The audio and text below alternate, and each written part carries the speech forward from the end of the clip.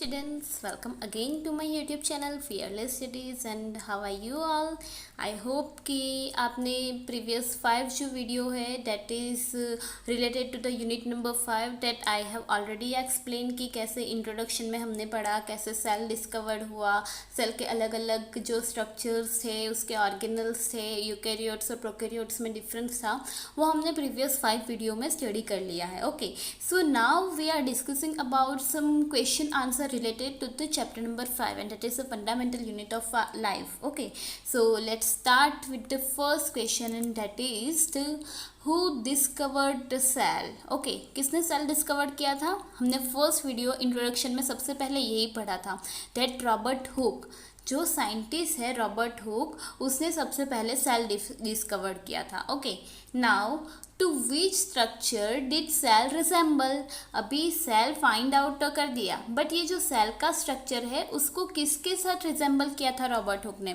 तो सबसे पहले हमने पढ़ा था कि जो कॉर्क होता है, मतलब जो ग्लास बॉटल के ऊपर जो वुड का कवरिंग होता है उसको हमने बोला था कॉर्क. ओके, और कॉर्क की जो थीन स्लाइस होती है उसका जब माइक्रोस्कोपिक ऑब्जर्वेशन करते हैं, मतलब कि माइक्रोस्कोप में जब हम देखते हैं तो वो पूरा स्ट्रक्चर कैसा लगता है? हनीकॉम्ब जैसा. ओके, और हनीकॉम्ब का स्ट्रक्चर मैंने आपको ड्रॉ करके भी बताया था. तो वो जो हनीकॉम्ब के स्ट्रक्चर के साथ सेल को रिजेंबल किया था, हमने इंट्रोडक्शन में पढ़ा था. अगर आपको नहीं पता है तो आप वीडियो जो पहला पार्ट है उसमें जाके आप देख सकते हो.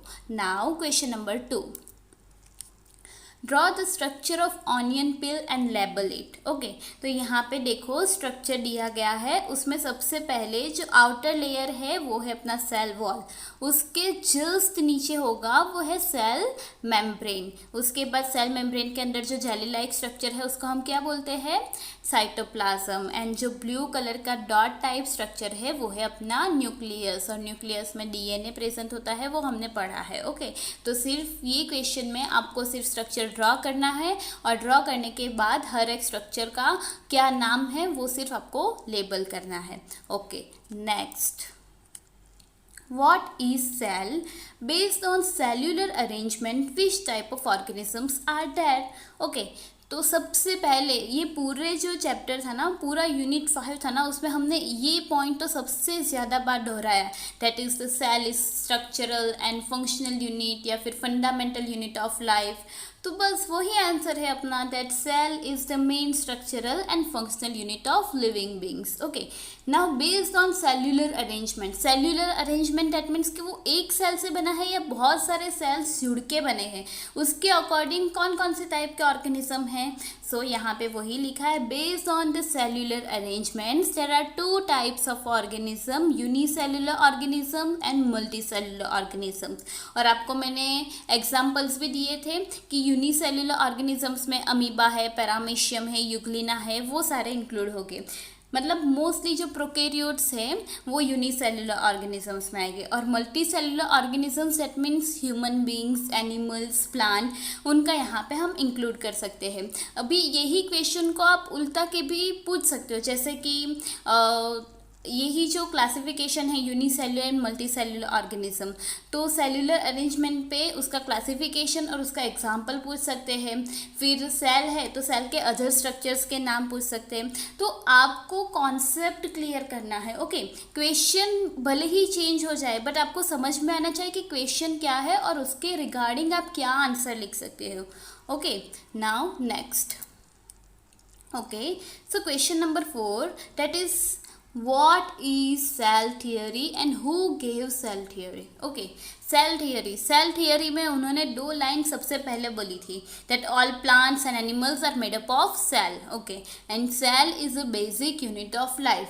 ये जो है वो थंब पॉइंट है सेल थियरी का. मतलब सेल थियरी वैसे बहुत लंबी है बट अपने को सिर्फ इतना ही पढ़ना है दैट सेल थियरी जो है उसका मेन थंब लाइन क्या है, that is the all plants and animals are made up of a cell and cell is a basic unit of life.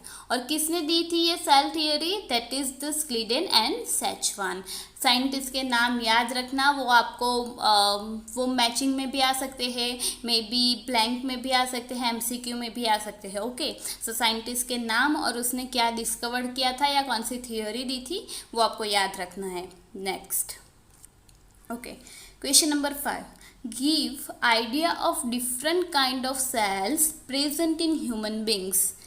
ये जो है ना, हमने आपको बहुत सारे ह्यूमन सेल्स, जैसे 9 सेल्स है, एग सेल्स मतलब कि ओवम है, स्पर्म है, फैट सेल है, red blood cell and white blood cell है, उसकी फिगर ड्रॉ करके मैंने आपको दिखाई थी, है ना। तो यहाँ पे वही लिखना है, that idea of different kind of cell present in human being. तो सबसे पहले डिफरेंट काइंड ऑफ सेल है, दैट मीन्स हम क्या मानेंगे कि ह्यूमन बींग जो है वो मल्टी सेलुलर ऑर्गेनिज्म है। तो सबसे पहला पॉइंट अपना वही होगा, that human beings are multi cellular organism and made up of different kind of cells. Okay, now कौन कौन से सेल से बने हैं? तो 9 सेल्स है, blood cell, fat cells, bone cells, smooth muscle cells, egg and sperm cells. इससे भी बहुत ज़्यादा सेल्स है, बट ये सिर्फ आपको एग्जाम्पल में देना है कि इतने इतने सेल्स प्रेजेंट है। ओके, और ये जितने भी सेल्स है उसके फंक्शंस भी तो डिफरेंट हो गए, स्ट्रक्चर भी तो डिफरेंट हो गए। आपने जब वीडियो में मैंने आपको समझाया था, तब मैंने आपके सारे स्ट्रक्चर ड्रॉ करके समझाए थे कि 9 सेल्स का स्ट्रक्चर कैसा था और ब्लड सेल का स्ट्रक्चर कैसा था। दोनों के स्ट्रक्चर्स भी अलग थे और दोनों के फंक्शंस भी अलग थी। तो नेक्स्ट पॉइंट वही है, that all this different cells have its own structural and functions which is differ from other sales. Okay, ये पॉइंट क्लियर हुआ आपको? ओके, अगर कुछ भी कंफ्यूजन हो कोई भी क्वेश्चन में, तो आप मुझे डायरेक्टली कांटेक्ट करके पूछ सकते हो। Now describe how carbon dioxide and oxygen move out and in of the cell. हमने 2 तरह के मेन पॉइंट पढ़े थे, that is diffusion and second is osmosis. Okay, तो उसमें मैंने आपको समझाया था कि जब भी गैसियस मटेरियल है, गैसियस मटेरियल को सेल के अंदर या बाहर लेके जाना है तो हम ऑलवेज डिफ्यूजन यूज़ करेंगे। बट अगर वाटर मतलब कि पानी है, H2O है, और उसको सेल के अक्रॉस ट्रांसपोर्ट करना है, तो एट दैट टाइम हम ऑस्मोसिस करेंगे। ओके, तो यहाँ पे सबसे पहले ये क्लियर करो कि carbon dioxide and oxygen that is gaseous form है। ओके, एंड अगर गैसियस फॉर्म है तो उसका ट्रांसपोर्ट किससे होगा? डिफ्यूजन से होगा। Okay, now what is diffusion? Okay, so diffusion means moving of material from higher concentration to lower concentration, जो मैंने आपको ऑलरेडी समझा दिया है कि जहाँ पे हाई कॉन्सेंट्रेशन है वहाँ से लोअर कॉन्सेंट्रेशन के साइड पे मूव करेंगे। अभी जो कार्बन डाइऑक्साइड है उसका कॉन्सेंट्रेशन सेल के अंदर ज़्यादा है compare to outside of the cell, तो हायर कॉन्सेंट्रेशन सेल के अंदर है तो वो कहाँ पे मूव करेगा? बाहर के side.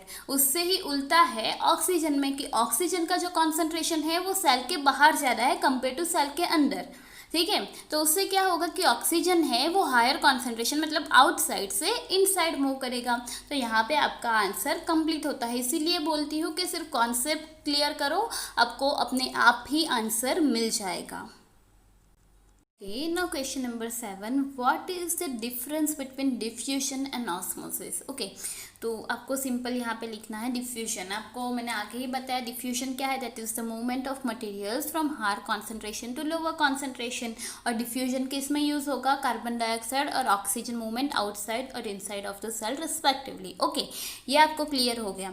Now what is osmosis? That is osmosis is movement of solvent, only and only solvent can move across the semi-permeable membrane. Okay, one of the most important point you have to remember is that osmosis जब भी होगा वहाँ पे semi permeable membrane present होगा ही होगा। Okay, तो ये जो है movement of solvent from lower solute concentration to higher solute concentration, मैंने आपको जब एक्सप्लेन कर रही थी तब मैंने आपको समझाया भी था कि बाहर से हम कुछ भी ऐड नहीं कर सकते, बट हमें दोनों साइड मतलब कि जो सेमी परमिएबल मेम्ब्रेन है उसके दोनों साइड पे कॉन्सेंट्रेशन हमें सेम करनी है। ओके, एक साइड डाइल्यूटेड है, एक साइड कॉन्सेंट्रेटेड है। अभी कॉन्सेंट्रेशन को कॉन्सेंट्रेटेड जो भी सॉल्यूशन है उसको डाइल्यूट करने के लिए हमें उसमें वाटर ऐड करना पड़ेगा, बट बाहर से तो वाटर ऐड नहीं कर सकते। तो इसके लिए हम क्या करते हैं कि जो ऑलरेडी डाइल्यूटेड है उसमें से वाटर अमाउंट जो कॉन्सेंट्रेटेड है वो साइड पे ट्रांसफ़र कर देते हैं, तो इसकी वजह से दोनों साइड के कॉन्सेंट्रेशन सेम हो सकते हैं। ओके, तो यहाँ पे वही कंडीशन है। और ऑस्मोसिस किसके लिए चाहिए? Movement of water across cell. Okay, ये दोनों चीज़ यहाँ पे डेफिनेशन लिखी है और डेफिनेशन के साथ एग्जाम्पल लिखा है। आप यही क्वेश्चन को आप फिगर ड्रॉ करके भी लिख सकते हैं, या फिर आप जो डिफरेंस लिखते हो ना, तो वो डिफरेंस के अकॉर्डिंग भी लिख सकते हो। तो वे ऑफ एक्सप्रेशन कि आप कैसे कोई भी क्वेश्चन के आंसर को एक्सप्रेस करते हो वो बहुत इंपॉर्टेंट है, क्योंकि उसके अकॉर्डिंग ही आपको मार्क्स मिलेंगे। अगर आपने बहुत ज़्यादा कॉम्पैक्ट लिख लिया है, एक ही पॉइंट करके सारा कुछ लिख लिया है, तो वो इतना देखने में भी अच्छा नहीं लगेगा और इसकी वजह से आपको मार्क्स भी कम मिल सकते हैं। बट अगर वही पॉइंट्स को आप पॉइंट वाइज लिखोगे तो वो बहुत अट्रैक्टिव भी लिखेगा और आपको और ज़्यादा मार्क्स गेन कर सकते हो। Okay, next, what is hypertonic, hypotonic and isotonic solutions? ये भी ऑस्मोसिस से रिलेटेड है। तो देखो यहाँ पे डेफिनेशन लिखी है, that is the hypertonic solution. Hyper that means higher. Okay, so solution outside of the cell has a higher concentration of solute compare to inside of the cell, known as hypertonic solution. Okay, ये समझ में आ गया कि cell के बाहर जो भी solution है उसकी कॉन्सेंट्रेशन हाई है compare to inside of the cell, that is known as hypertonic solution. Same is in hypotonic solution, but जो आउटसाइड सॉल्यूशन है उसका कॉन्सेंट्रेशन कम होगा compare to inside of the cell. Okay, and isotonic solution that means solution का और cell के inside जो भी स्ट्रक्चर, मतलब जो भी सॉल्यूशन है या सॉल्यूट कॉन्सेंट्रेशन है, दोनों सेम रहेंगे, that is the isotonic solution. ये जो पॉइंट है उसमें आप एक और पॉइंट ऐड कर सकते हो, दैट इज अगर हाइपरटोनिक सॉल्यूशन है, ठीक है, तो हाइपरटोनिक सॉल्यूशन में वाटर जो है वो सेल के अंदर से बाहर के साइड मूव करेगा, तो इसमें सेल श्रिंकेज होगा। अगर हाइपोटोनिक सॉल्यूशन है तो वाटर सेल के अंदर मूव करेगा, तो यहाँ पे सेल स्वेलो होगा। और आइसोटोनिक सॉल्यूशन है, दैट मीन्स कोई भी मतलब अपेरेंट वाटर मूवमेंट नहीं हो सकता, तो आप वो एक पॉइंट भी इसमें ऐड कर सकते हो। Okay, next question number 9, and that is draw and give idea of structure of plasma membrane. Okay, so whenever we are listening about plasma membrane, we have to know that plasma membrane is generally made up of two things, and that is lipid and protein. Okay, दो ही चीज़ों से बना है, lipid and protein. Okay, now lipid जो है, तो lipid में दो पार्ट होते हैं। वन होता, first part is hydrophilic head, okay, and second part is hydrophobic tell. तो एक हेड होता है और एक टेल होता है, उससे अपना लिपिड बाइलेयर बनता है। ओके, नाउ प्रोटीन्स, तो प्रोटीन्स जो है उसमें भी बहुत सारे वेराइटीज़ होते हैं। कोई प्रोटीन्स जो होते हैं वो प्लाज्मा मेम्ब्रेन में कम्प्लीटली एम्बेडेड, मतलब कम्प्लीटली प्लाज्मा मेम्ब्रेन के अंदर के साइड होते हैं, और जो दूसरा प्रोटीन होता है वो सिर्फ और सिर्फ पेरिफेरल पर, मतलब कि सरफेस पे पाए जाते हैं। ओके, तो यहाँ पे देखो नीचे मैंने वही लिखा है, plasma membrane is made up of mainly lipid and proteins. Lipid is made up of hydrophilic head and hydrophobic tail, which form lipid bilayer. Proteins are either present on the surface of the lipid bilayer membrane or embedded in it. Okay, इतना clear हो गया। Now question number 10. What is plasmolysis? Plasmolysis mainly जो है वो plant cell में पाया जाता है। P4 plasmolysis, P4 plant cell, इतना याद रखो। Okay, so when plant cell put in hypertonic solution, हमेशा याद रखो कि जब भी बाहर के साइड सॉल्यूशन के कॉन्सेंट्रेशन ज़्यादा होगी तो इससे क्या होगा कि सेल जो है वो अपना वाटर बाहर के साइड मूव कर देगा। ठीक है, तो बाहर के साइड अगर वाटर मूवमेंट होगा तो इसकी वजह से क्या है कि सेल श्रिंक करना स्टार्ट करेगा। बट प्लांट सेल्स है उसके पास तो सेल वॉल प्रेजेंट होती है, और सेल वॉल जो है वो तो रिजिड होती है, वो अपना शेप कभी चेंज नहीं करती, तो सेल वॉल तो वैसे के वैसे ही रहेगी। बट वाटर मूव आउट होने की वजह से जो सेल मेम्ब्रेन और उसके अंदर का जितना भी साइटोप्लाज्म और न्यूक्लियस का पोर्शन है वो श्रिंक होना स्टार्ट कर देता है। तो ये जो कंडीशन है उसको हम बोलेंगे प्लाज्मोलाइसिस। ओके, सो यहाँ पे वही लिखा है that when plant cells put in hypertonic solutions, water molecules will come out of cell and cell will shrink. But as plant cell has cell wall which is rigid in nature, the shape of plant cell is not changed. But cell membrane including cytoplasm will shrink is known as plasmolysis. Next, question number 11. What is the function of pores of nuclear membrane? Okay, जो nuclear membrane है उसमें जो pores है उसको हमने बोला था न्यूक्लियोपोर्स। Okay, तो वो जो न्यूक्लियोपोर्स है उसका फंक्शन क्या था, एक ही फंक्शन था कि न्यूक्लियस में जो भी डीएनए है या जो भी कुछ मटेरियल है उसको न्यूक्लियस से साइटोप्लाज्म में सेंड करने के लिए हम वो पोर्स का यूज़ करते थे।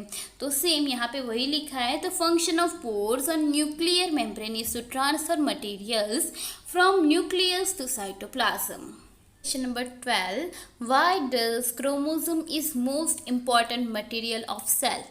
क्यों क्रोमोसोम क्यों इतना इंपॉर्टेंट है? क्रोमोसोम सबसे पहले कहाँ पे प्रेजेंट है? न्यूक्लियस में प्रेजेंट है, और nucleus is one of the most important part because of chromosome. Chromosome that means वो डीएनए से बना हुआ होता है। ओके, और डीएनए जो है वो हमने आगे भी बताया था कि डीएनए अपने मम्मी और पापा में से बच्चे में आते हैं, ठीक है। तो इसकी वजह से क्या है कि जो भी अपना फिजिकल अपीयरेंस है, अपना जो भी लुक है, वो सारा का सारा डीएनए के ऊपर डिपेंडेंट होता है। तो इसीलिए DNA is one of the most important material, और chromosome is one of the most important material. Okay, so chromosome is made up of deoxyribose nucleic acid, that means DNA and proteins. Okay, now the DNA is having information of inheritance. Information of inheritance, that means कि आपके जो papa mummy में से जो information आप में आई है उसको हम बोलते हैं information of inheritance. Okay, information of inheritance of features from parent to next generation. So chromosome is one of the most important material of cell. Okay, इतना समझ में आ गया? सिंपल लिखना है that क्रोमोसोम किससे बना है? DNA and protein. तो डीएनए जो है उसमें इंफॉर्मेशन है इनहेरिटेंस की। ओके, और इसकी वजह से chromosome one of the most important part है। Okay, next question number 13, difference between eukaryotes and prokaryotes. ये जो डिफरेंस है ना वो आगे के वीडियो में, मतलब जब हमने ये पढ़ा था तब भी मैंने आपको ये डिफरेंस समझाया था। सबसे फर्स्ट न्यूक्लियर मेम्ब्रेन यूकैरियोट्स में प्रेजेंट होता है बट प्रोकैरियोट्स में प्रेजेंट नहीं होता है। सेल ऑर्गेनल्स प्रोकैरियोट्स में एब्सेंट होती है बट यूकैरियोट्स में प्रेजेंट होती है। फंक्शंस, तो फंक्शंस प्रोकैरियोट्स में कोई भी सेल ऑर्गेनल्स ही नहीं है, तो उसका फंक्शंस करने के लिए सिंपली पुअरली ऑर्गेनाइज्ड पार्ट है जो साइटोप्लाज्म में प्रेजेंट है, बट यूकैरियोट्स में डिफरेंट सेल ऑर्गेनल्स है to perform different functions. Okay, now chlorophyll, तो प्रोकैरियोट्स में तो ऑर्गेनल्स है ही नहीं, तो इसीलिए वो मेम्ब्रेनियस वेसिकल्स में एसोसिएटेड है। बट यूकैरियोट्स जो है, तो यूकैरियोट्स में क्लोरोफिल क्लोरोप्लास्ट में प्रेजेंट हुआ है जो एक प्लास्टिड है। इसके अलावा भी बहुत सारे फीचर्स है जो आप प्रोकैरियोट्स और यूकैरियोट्स के डिफरेंस में लिख सकते हो।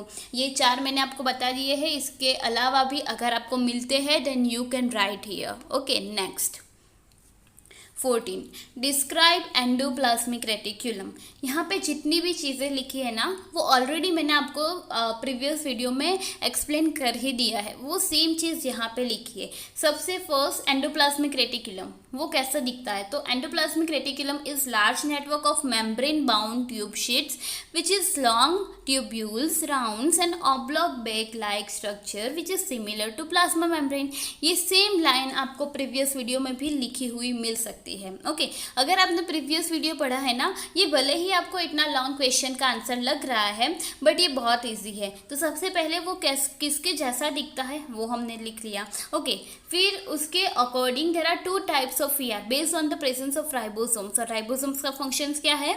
Manufacturing of protein. तो ये जो राइबोसोम्स है उसकी प्रेजेंस के according there are 2 type of endoplasmic reticulum.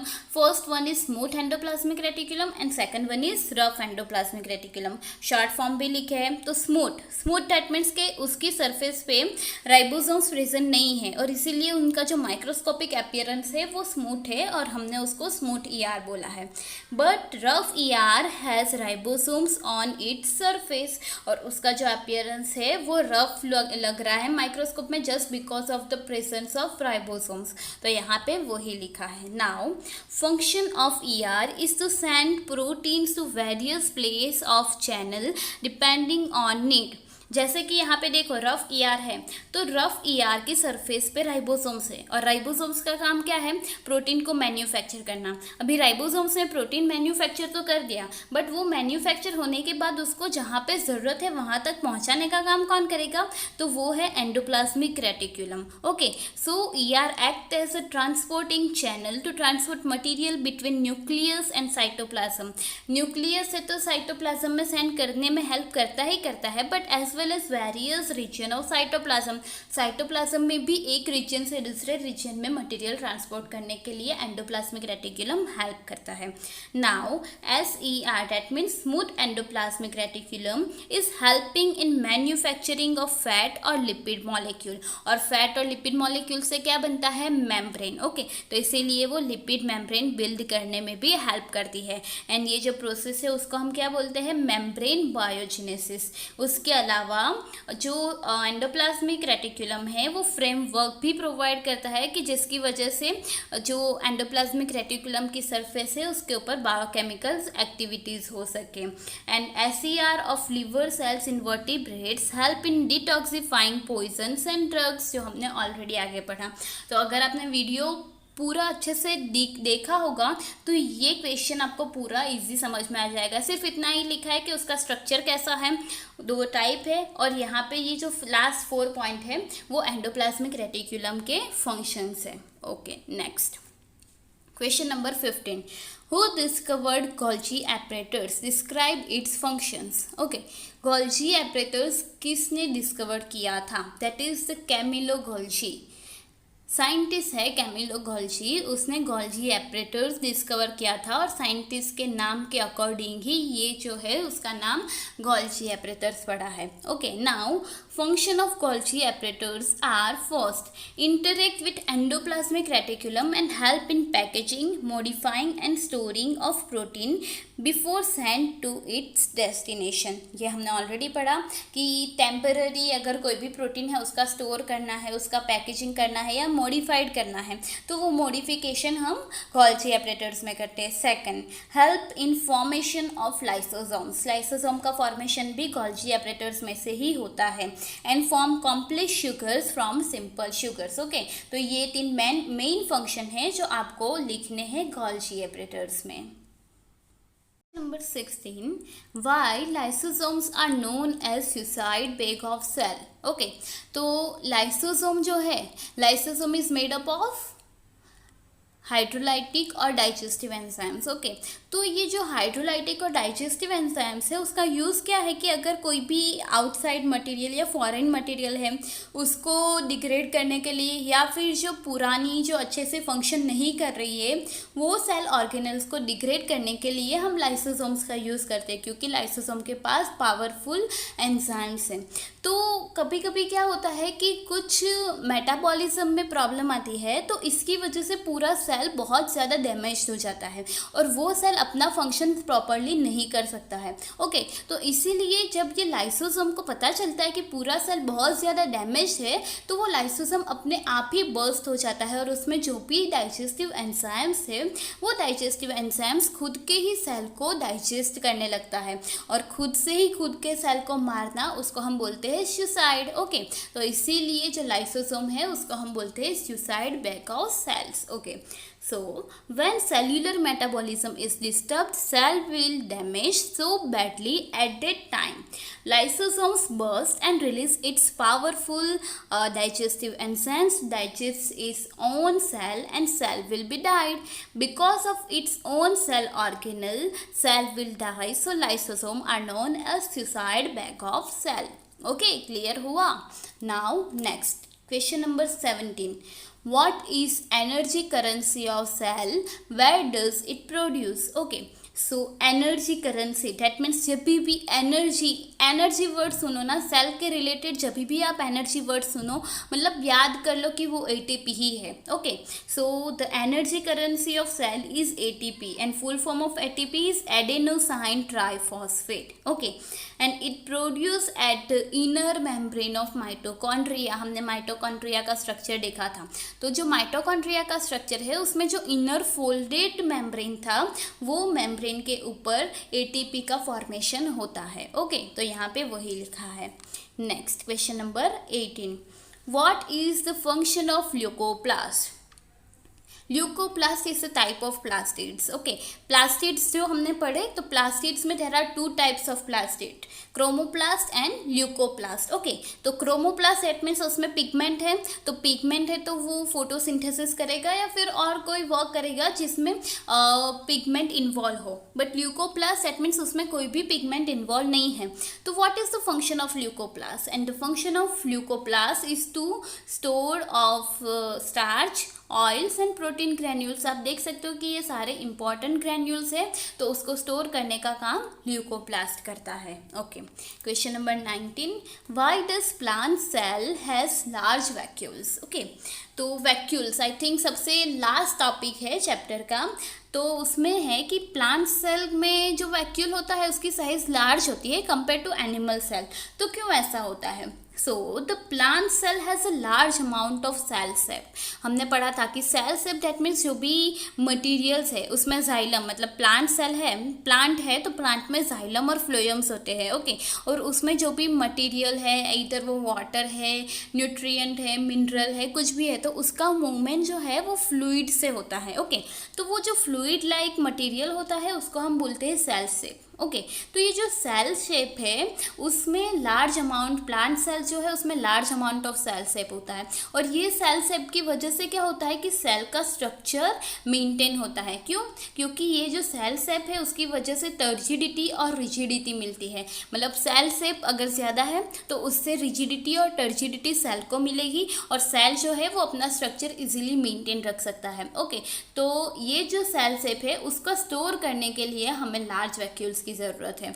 So to store large amount of cell sap, large vacuoles are present in the plant cells. Okay, इतना क्लियर हुआ? सिंपल बात है कि सेल शेप है तो वो इंपॉर्टेंट है कि सेल स्ट्रक्चर को मेंटेन करेगा। ओके, तो अभी ये जो सेल शेप है उसको कहीं पे तो हमें स्टोर करके रखना पड़ेगा, तो उसको स्टोर के लिए वैक्यूल्स होता है, और सेल शेप बहुत ज़्यादा अमाउंट में होता है, तो इसीलिए उसको स्टोर करने के लिए लार्ज वैक्यूल्स होते हैं।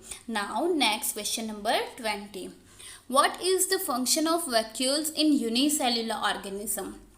First of all unicellular organism that means amoeba, paramecium, euglena etcetera. Okay, तो उसमें वैक्यूल्स का क्या फंक्शन होता है? So in unicellular organisms like amoeba, vacuoles help in storing food as a food vacuoles. Okay, तो amoeba जो होता है ना, अमीबा में जो अमीबा जो है वो क्या करता है कि फूड जो है, फूड वैक्यूल्स के फॉर्म में साइटोप्लाज्म में लाता है, और फिर डाइजेस्ट करने के बाद जो अनवांटेड मटेरियल है, वेस्ट मटेरियल है, उसको सेल से बाहर करने का काम भी ये वैक्यूल्स से करती है। तो यहाँ पे वही लिखा है, unicellular organisms like amoeba, vacuoles help in storing food as food vacuoles. Okay, and excess water and waste materials are also expelled out of the cell with the help of vacuoles. मतलब खाने का काम भी vacuoles से ही होता है, और जो वेस्ट मटेरियल है उसको निकालने का काम भी वैक्यूल्स से ही होता है।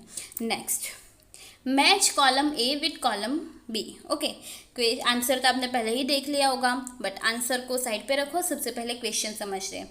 ल्यूवेनहॉक कौन था जिसने सबसे पहले लाइव माइक्रो ऑर्गेनिज्म देखे थे? ओके, सो उसका आंसर क्या आएगा? ऑब्जर्व लिविंग सेल्स इन pond water. Okay, Robert brown ने क्या डिस्कवर किया था? न्यूक्लियस। सो 2 के साथ आएगा discover nucleus. पर्किंजे, P for पर्किंजे, P for protoplasm, याद रखो तो दोनों एक दूसरे के साथ मिक्स हो जाएंगे। 3 के साथ आएगा B। एंड विर्चोव जैसे नाम बोलने में भी होता है ना, विर्चोव। ओके, तो वैसे ही कि वो क्या करेगा, कोई भी चीज़ को एक्सपांड करना है। ओके, तो वो किसको एक्सपांड करता है? सेल थियरी को एक्सपांड करता है। इसीलिए मैं बोल रही थी कि साइंटिस्ट और उसने जो भी डिस्कवर किया है वो याद रखो, ये मैच है, वैसा आपको MCQ में भी पूछ सकते हैं। ओके, नेक्स्ट मैच, क्लमाइडोमोनास क्या है? यूनिसेल्युलर ऑर्गेनिज्म है। ओके, एंडोसाइटोसिस, एंडो मतलब अंदर के साइड आना। ओके, तो endocytosis that means engulfment of food. Now nuclear membrane unicellular organism में तो प्रेजेंट नहीं होता, या प्रोकैरियोटिक ऑर्गेनिज्म में प्रेजेंट नहीं होता, तो वो किस में प्रेजेंट होगा? यूकैरियोटिक ऑर्गेनिजम्स में। राइबोसोम्स, फंक्शन क्या है राइबोसोम्स का? क्या फंक्शन है, प्रोटीन मैन्युफैक्चरिंग का। एंड लाइसोसोम जो अपनी सुसाइड बैग है, तो लाइसोसोम किस में से बनता है, गोल्जी एपरेटस में से। ओके, तो ये है, आपको याद रखना है। आज तक इतना ही, इतने क्वेश्चन आंसर अच्छे से कर लो। और क्वेश्चन आंसर करने से पहले आपको नीचे डिस्क्रिप्शन में मैं लिंक देती हूँ, अगर आपने अभी तक वो वीडियो चैप्टर नंबर 5 का जो एक्सप्लेनेशन दिया है वो वीडियो नहीं देखे, तो सबसे पहले जाओ वो वीडियो देखो। और वो वीडियो देखने के बाद अगर आप ये क्वेश्चन सॉल्व करोगे तो आपको 101% सब क्वेश्चन बहुत इजीली आ जाएंगे। Okay, thank you so much. And if you have any query please come to me, I will always help you. Thank you so much.